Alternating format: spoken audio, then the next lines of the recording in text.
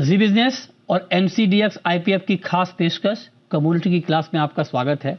और आज हम इसमें बात करेंगे जीरे की, और हम आपको बताएंगे कि जीरा मार्केट की बारीकियां क्या हैं, जीरा वायदा की बारीकियां क्या हैं, और ये कितनी इंपॉर्टेंट कमोडिटी है और इसमें हेजिंग क्यों ज़रूरी है। इन तमाम मुद्दों पर हम बात करेंगे।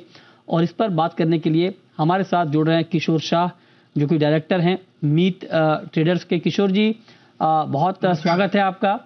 और पहला होगा जीरे के फंडामेंटल के बारे में कि ओवरऑल इस वक्त जब मैं आपसे बात कर रहा हूं तो ग्लोबल और डोमेस्टिक फंडामेंटल जीरे के क्या है। नमस्कार मृत्युंजय जी, बहुत समय के बाद आपसे बात हो रही है।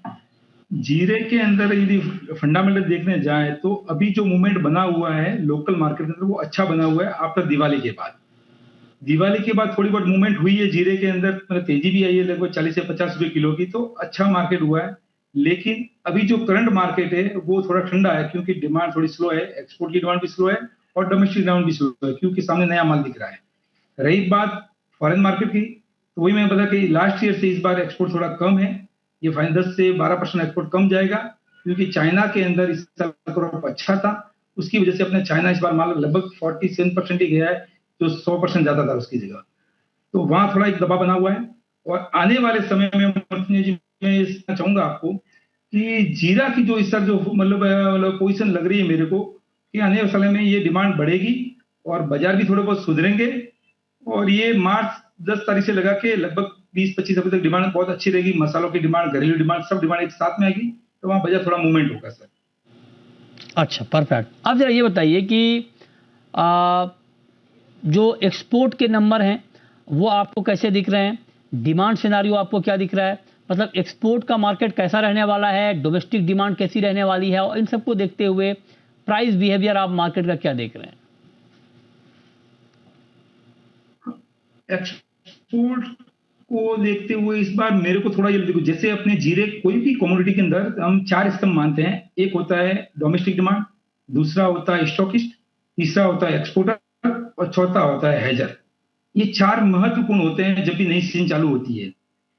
तो अब वो देखो, डोमेस्टिक तो आने वाली है, एक्सपोर्ट अब क्या कि चाइना इस बार क्रॉप कैसा है, नया आने वाला क्रॉप कैसा होगा, उसकी स्विंग कैसी होगी, वो लगभग मार्च यानी से अप्रैल के अंदर की स्विंग होती है। उसके बाद में जैसे सीरिया हो गया, ईरान हो गया, ये टर्की हो गया, वहां क्रॉप मतलब इस बार कोई इतनी खास क्रॉप नहीं है, तो वहां भी क्रॉप कमजोरी है। तो मैं जहां तक मानता हूं कि इस बार डिमांड तो इंडिया से बनी रहेगी, और डिमांड है, ऐसा नहीं कि बिल्कुल नहीं। जैसे हमेशा अपना 2,40,000 टन जाता है, उसकी जगह कम से कम अपना 1,80,90 इतना 40,000 टन जरूर कम गया है, लेकिन 1,80 से 2 लाख टन आसपास अपना एक्सपोर्ट डिमांड रहेगा।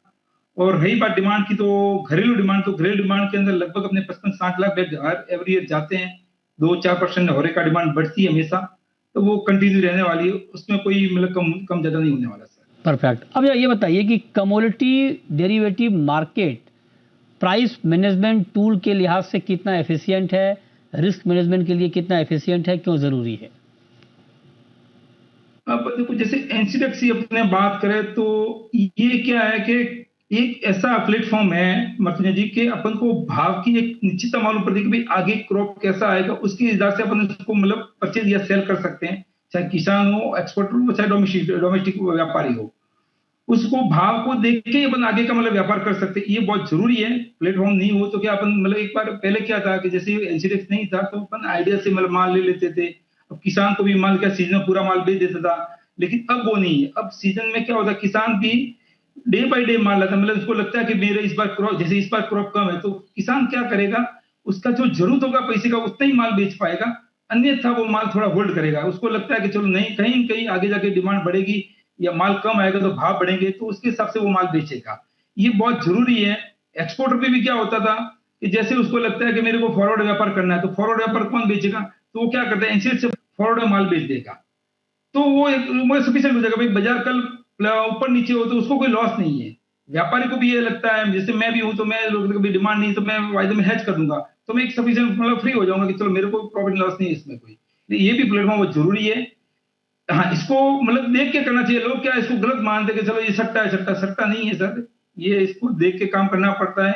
आपका भाव कहाँ ज्यादा है वहां बेचे, यदि इंश्योरेंस में कम रेट है तो वहां खरीदे, यदि बाहर ज्यादा रेट तो वहां बेचे। यदि 80 रुपए ज्यादा रेट तो बाहर से लेके वहां डिलीवरी दे, दोनों तरफ का इसमें ऑप्शन है, इसमें कोई दिक्कत वाली बात ही नहीं है सर। परफेक्ट। और जो लोग हेज नहीं करते हैं उनके लिए क्या नुकसान?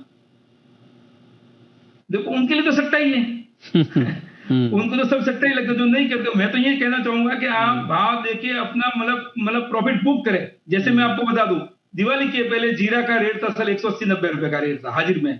अब दिवाली के बाद हुआ 200 मतलब 40-45 रुपए। तो वहां ये तो फिजिकल नहीं बेच पाए, तो वहां बेच के आप प्रॉफिट बुक कर सकते हो, डिले देके छोड़ जाइए बस। ठीक बात। बहुत शुक्रिया किशोर जी आपका हमारे साथ जुड़ने के लिए और डिटेल में जीरा मार्केट की बारीकियों को समझाने के लिए।